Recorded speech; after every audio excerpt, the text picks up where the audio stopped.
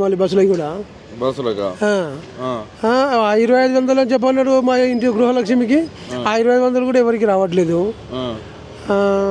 పోతే ఇప్పుడు రేషన్ కార్డులు ఇస్తా అని చెప్పండి, ఇంటింటికి ఒక పేపర్ అతుకు పెట్టిర్రు డోర్లకు. ఆ పేపర్ల ప్రకారంగా వాళ్ళు ఇదివరకు సర్వే చేయలేదు, ఆ రేషన్ కార్డులు ఇవ్వలేదు. ఈ స్కీములు పెట్టిన అన్ని స్కీములు ఇంకా ఏది చక్కగా 92 లక్షల రేషన్ కార్డులు ఇచ్చిన వాళ్ళు అంటారు, రేషన్ కార్డు ఇవ్వలేదంటే అన్నగారు.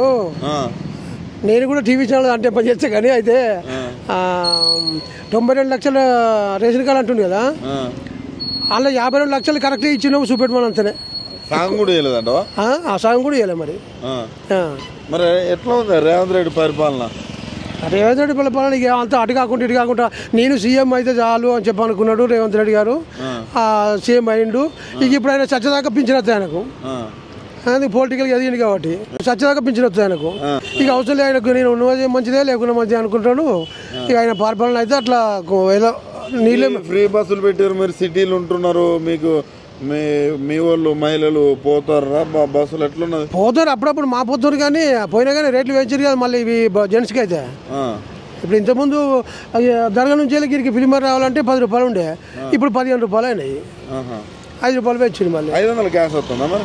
500 గ్యాస్ వస్తుంది. 500 గ్యాస్ కూడా లేదు ఇప్పుడు, అది కూడా సక్కలేదు. ఏది లేదా? ఏది లేదు.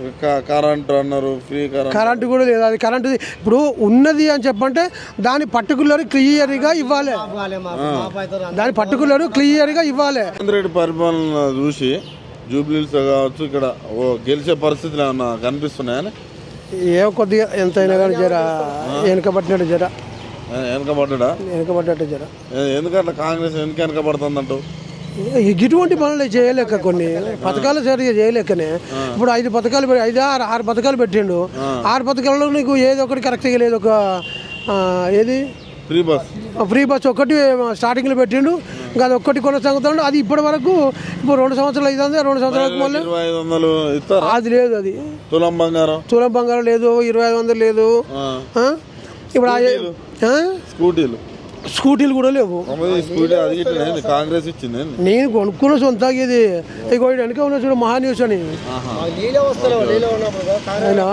ఈ నీళ్లు కూడా చక్కగా రావట్లేదు, డ్రైనేజ్ చక్కగా తీయట్లేదు. ఓట్లకైతే వస్తారు, ఓట్లకు వస్తారు. ఎట్లాగ వస్తారు? డెవలప్ చేసిందంతా 2 నెలల్లో నేనే అంటాడు కదా రేవంత్ రెడ్డి. అంటాడు.